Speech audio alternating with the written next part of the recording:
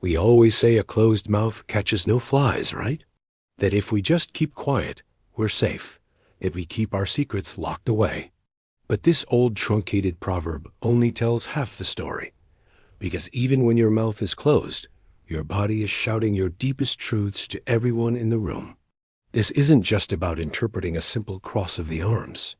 It is a terrifying, elegant science practiced by people who look into the very soul of humanity for a living. And today, you are going to see exactly how they do it. Imagine walking into a high-stakes investigation room. The air is cold, and the silence is so heavy, it feels physical. In that room sits a man we will call John. John is calm. He is charming. His answers are smooth, too perfect. He is convinced he is in total control of this dynamic. To everyone watching, John is innocent. He is the image of relaxation. But across from him, in the shadows, is Sarah. Sarah isn't listening to John's perfect words. She is watching the baseline of his reality. Sarah is an expert in behavior profiling, the kind trained by elite agencies to see the invisible. And she knows that John's body is a canvas, and his past 30 years are sketched all over it. Sarah is reading John's face before he even opens his mouth, just by looking at the lines etched into his skin. She is seeing deep creases by his eyes, those little crow's feet that look like laughter lines. John is smiling, but Sarah knows those lines were built over a lifetime of genuine social interaction, of someone who uses their social billboard to connect and persuade. But when the questioning shifts to a sensitive topic, Sarah notices John's forehead goes completely smooth. He is working so hard to maintain that charming smile that his upper face has frozen into place. This subtle disconnect, this freeze in his social billboard, is Sarah's first data point. It is not an admission of guilt, but it is a massive signal that something has shifted inside John's brain, that a stressor has been introduced. To make him feel more comfortable, Sarah takes a psychological risk. She intentionally makes herself vulnerable by sitting slightly offset from him, avoiding the direct, adversarial, head-on gaze that puts our mammalian brains on high alert. She knows this non-confrontational posture triggers a subconscious sigh of relief. If she creates a comfortable container, John will eventually tell her everything, whether he means to or not. John relaxes further. He thinks Sarah is a novice, that he has outsmarted the system. He starts telling an elaborate, complex story, adding specific details to make his alibi sound airtight. And that's when his eyes betray him. As John mentions a specific number, a large sum of money he allegedly never touched, Sarah sees it. A rapid flutter, a sudden explosion of movement in his lower eyelids. John's blink rate, which had been a calm baseline of about 20 blinks per minute, suddenly spikes. It triples to over 60 blinks in that 1 minute. John is looking right at her, still smiling, but those rapidly fluttering eyelids are screaming that his nervous system is on fire. His brain is working at maximum capacity, processing the deception, and this massive processing load is showing itself in his rapid blinking. He is not just lying. He is stressed, and this stress is a flashing beacon guiding Sarah exactly where to dig next. She asks him again about that money, specifically. John maintains his cover. "I haven't seen a dime of it," he insists with a dismissive wave. But as he speaks the words, Sarah watches his hands. John is sitting down, but his hands slowly move under the table. Sarah leans forward, just slightly. She knows exactly what is happening beneath that table, sight unseen. John is sitting there, subconsciously covering his genitals with both hands. It is the primitive, ancestral response of a male who feels deeply vulnerable and threatened, even if his words and smile say otherwise. This is not something John is consciously doing. It is the autonomic nervous system taking over, protecting his most vital areas as a primal signal of absolute insecurity and fear. Sarah has another data point. John's primal brain is terrified of this specific topic. The smile is a facade. Sarah doesn't rush in with accusations. Instead, she pivots. She starts asking questions about John's deep-seated emotional states, his self-image. This is where the true masterclass begins, moving beyond simple deception detection and into character profiling. She is looking to see who John asterisk really asterisk is. John continues to talk, but as she presses on his motivations and his past failures, Sarah notices his lower eyelids become unusually smooth, almost entirely featureless. She is recalling thousands of repetitions where she saw this same pattern.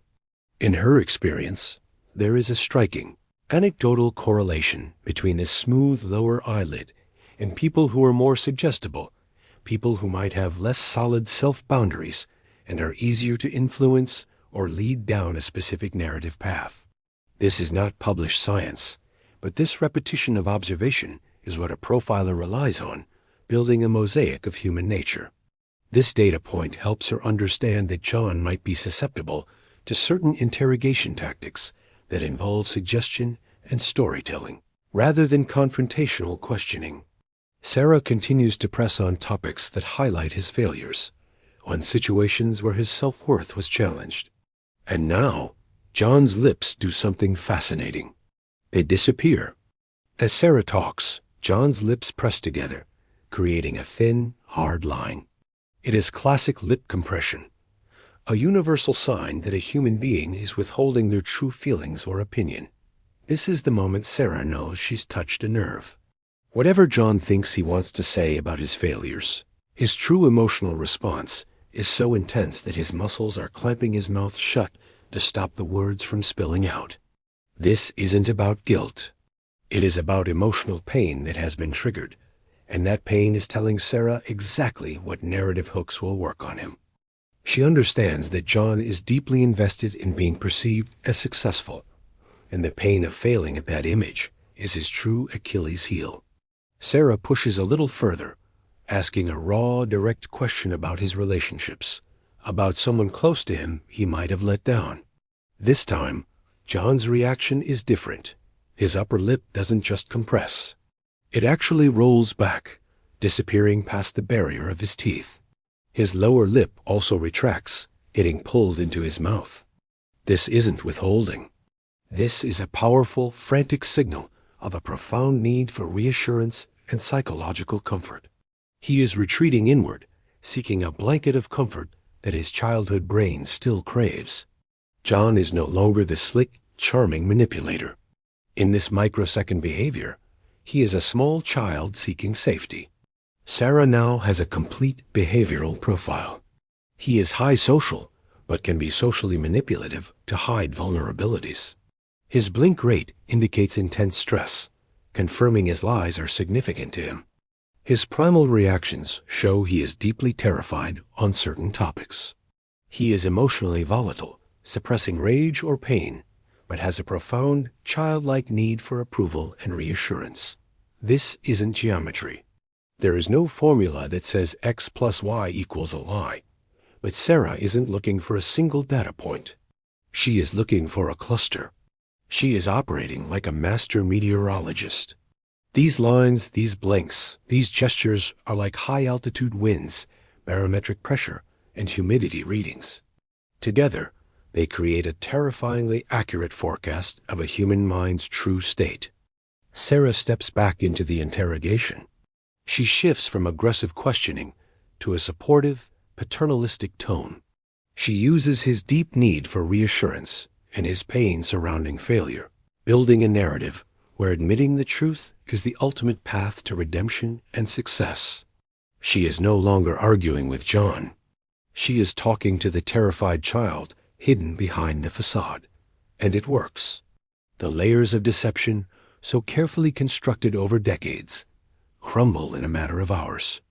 John confesses, not because he was cornered with evidence, but because a profiling expert spoke to his deepest, unexpressed self. This elegant and high-stakes dance, the science of reading the invisible human, is what profiling truly is. It is an incredible skill, but one that comes with a massive burden.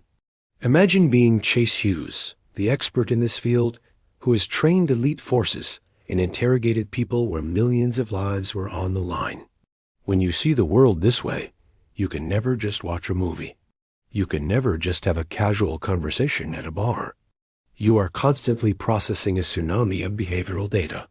You see the stress in every smile, the lies in every smooth alibi, the pain and vulnerability in every gesture. It is a lonely, silent world where everyone around you is naked in their emotional reality, and you can't look away. Chase tells this story about the advice he values most in the world, the piece of wisdom that allows him to carry this knowledge without being crushed by it. He looks at all the ancient religious and spiritual texts, from the Bible to the Bhagavad Gita to the Gnostic Gospels. He finds the one single phrase that is repeated more than any other, often hundreds of times. That phrase isn't about being perfectly good or predicting the future. That most repeated piece of wisdom across all of human history is, "Do not fear," or some variation of "fear not." This advice is profound for a master profiler.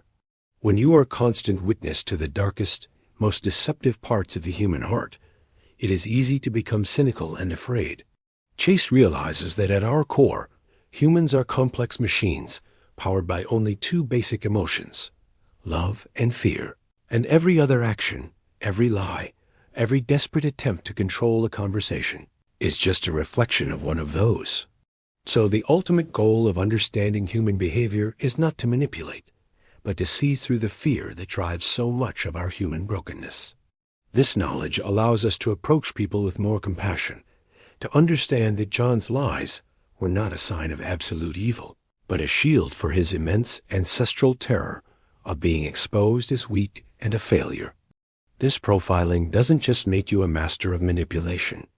It gives you the empathy to see the wounded child in the charming manipulator, to understand that all of our masks are built from our oldest and most primal terrors. It is a heavy, elegant truth. We are all more exposed than we think, but understanding why we are exposed is the first step in living a life where we can trade fear for compassion, one unspoken signal at a time. Understanding the profound complexity and vulnerability of human behavior requires dedication and depth. For more in-depth explorations that cut through the noise, join us by subscribing to Deep Mind Portal.